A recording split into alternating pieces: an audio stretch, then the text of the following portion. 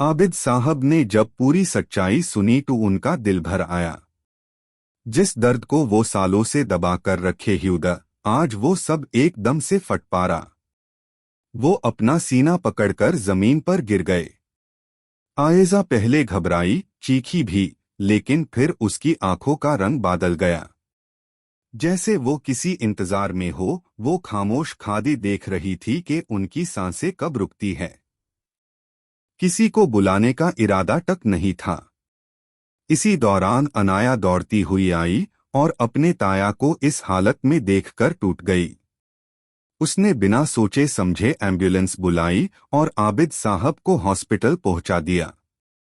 अगर अनाया ना होती तो शायद आयेजा वही खड़ी उनकी मौत का इंतजार करती रहती। हॉस्पिटल में डॉक्टर्स ने आकर बस इतना कहा कि वो आबिद साहब को बचा नहीं पाए।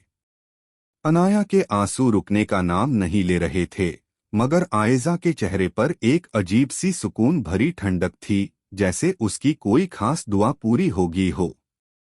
उस वक्त उसका कांपना बिल्कुल नेचुरल लग रहा था, जैसे दारा भी हो और खुश भी। घर जनाजा आते ही तीनों बीटाई बिखर गए। आशिर जमीन पर गिर पारा, रूहान चीख चीख कर रोएगा। असद, जिसने हमेशा सबके सामने हिम्मत दिखाई, अपने बाप के कमरे में जाते हाय टूट गया। रूहान तो अपने भाइयों से चिपक कर कहता जा रहा था कि मैं उनके बगैर नहीं रह सकाता।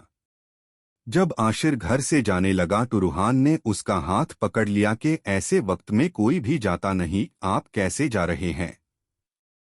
आशिर रुक गया, लेकिन आयेजा को ये बात भी पसंद नहीं आई। उससे डर था कि एशल और आशिर को दोबारा इस घर में रहने का मौका मिल जाएगा।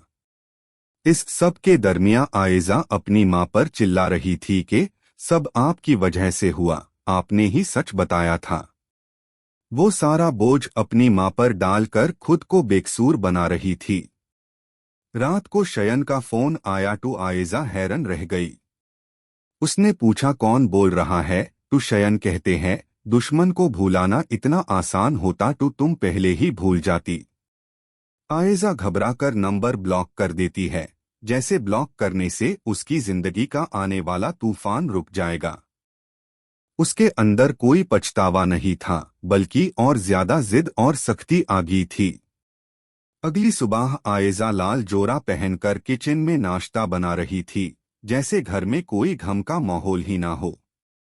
एशल हेल्प करने आई तो आयेजा ने उसका हाथ रोक दिया कि मेहमान हो, मेहमान की तरह रहो। मुझे बिल्कुल अच्छा नहीं लगेगा अगर मैं तुम्हें दोबारा धक्के मारकर निकल दूं। एशल चुप हो गई, लेकिन उसके चेहरे पर दुख साफ नजर आ रहा था। आयेजा को ज़रा भी अंदाजा नहीं था कि शयन का वापस आना उसके तमाम इख्तियार का अंजाम बनने वाला है। जो रियासत वो खुद को समझने लगी थी, वो अब हिलने वाली थी, और इस बार कोई उससे बचाने नहीं आएगा।